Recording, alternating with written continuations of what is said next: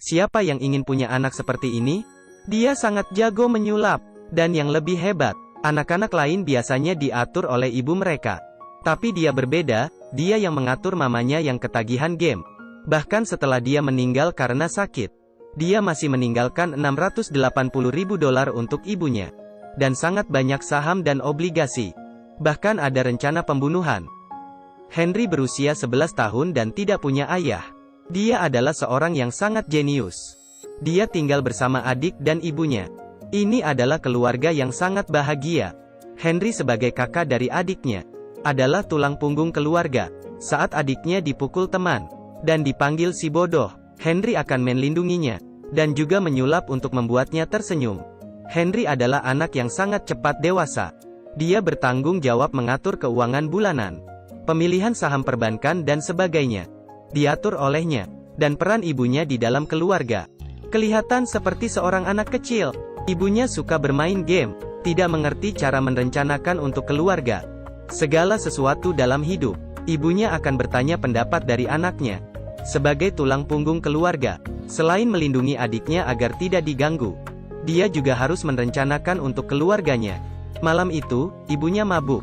Henry harus berperan sebagai orang tua untuk menjaga adiknya hingga tidur. Dan saat itu, dari jendela, Henry melihat gadis yang dia sukai, Tina. Ayah tiri Tina yang sedang mabuk. Dengan emosi masuk ke kamar Tina.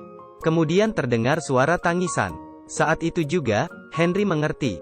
Alasan Tina selalu terlihat sangat tertekan.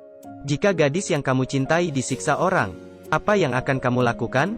Henry yang masih 11 tahun memutuskan untuk diam-diam membantu Tina.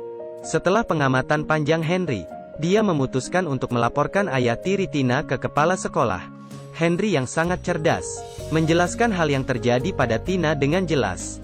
Dari nilai Tina yang menurun, dan juga bekas luka di badan, bisa membuktikan kekerasan yang dirasakan Tina.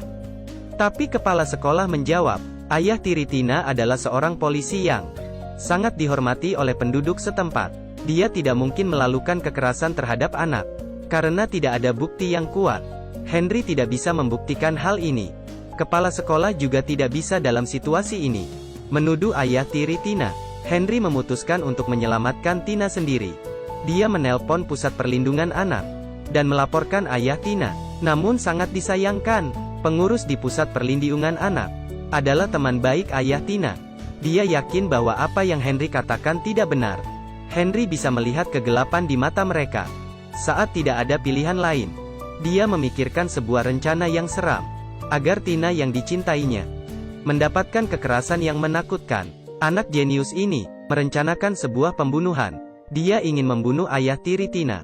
Henry terus mengamati rute jalan pulang pergi ayahnya Tina dengan teliti, tanpa melewati sedikit kesalahan, dan juga merencanakan peta pelarian dan penghancuran alat kejahatan. Dia bahkan meminta adiknya untuk berlatih dengannya. Di dalam proses itu, Henry membeli banyak buku tentang kejahatan. Dan dia juga belajar cara membeli senjata tanpa dokumen. Henry yang melihat keberhasilan mulai mendekat.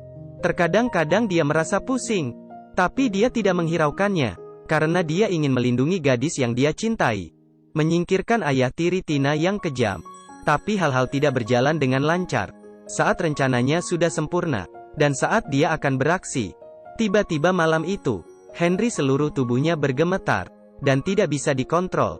Ibu dan adiknya memanggil ambulans dan mengantar Henry ke rumah sakit. Tapi, sangat disayangkan, Henry yang sudah sakit kepala selama 3-4 bulan.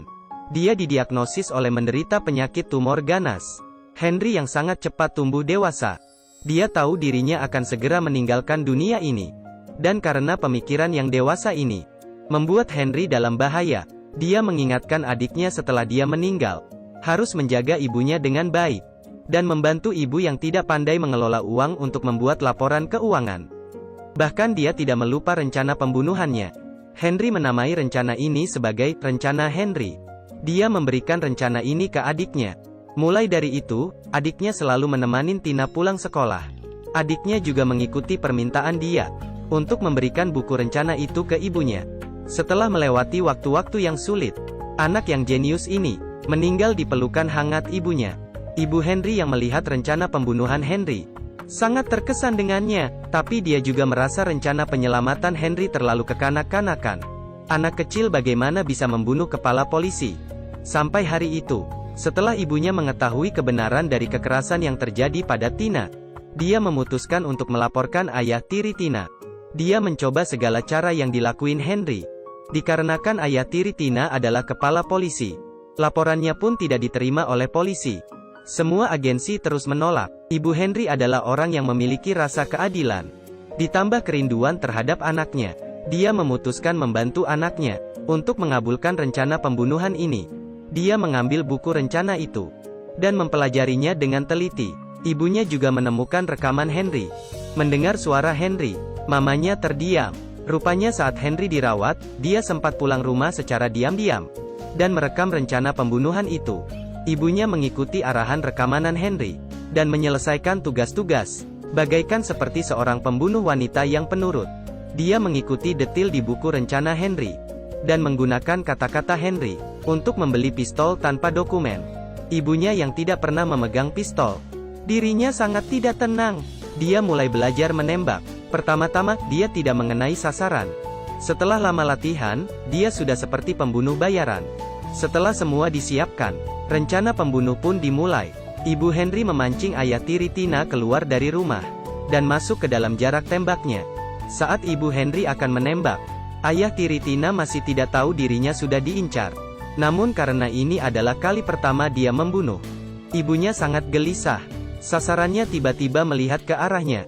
Ibu Henry pun terkejut, dan tidak sengaja menyentuh perangkap domino yang dibuat adik Henry.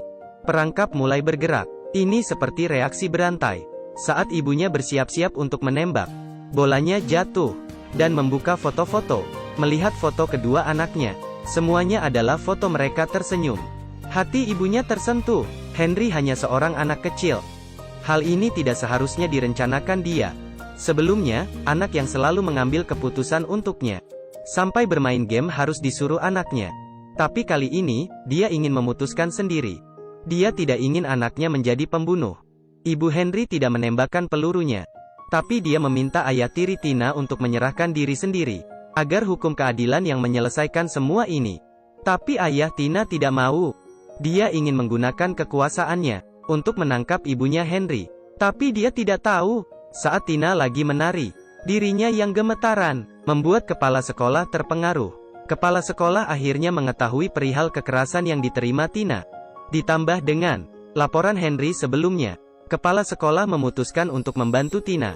Kantor polisi terpaksa harus memeriksa ayah tiri Tina. Dan ibunya Henry juga melaporkan ayah tiri Tina ke pengadilan. Serangan yang berterusan membuat kepala polisi ini tidak bisa bertahan. Dia sangat malu untuk muncul di pengadilan. Menghadapi semua tekanan ini, ayah tiri Tina mengakhiri hidupnya sendiri. Setelah itu, ibu Henry mengasuh Tina dan menjadi orang tua Tina. Akhirnya tujuan Henry tercapai. Dia berhasil melindungi gadis yang dia cintai. Ibu Henry, adik Henry, dan Tina. Mereka membentuk satu keluarga bahagia yang baru. Ibunya Henry berhasil keluar dari kesedihan dan memulai kehidupan yang baru. Akhirnya film ini pun berakhir bersama suara rekaman Henry. Seperti kata-kata Henry ke ibunya, kekerasan bukan hal yang paling parah di dunia ini, tapi kedinginan itu yang paling parah.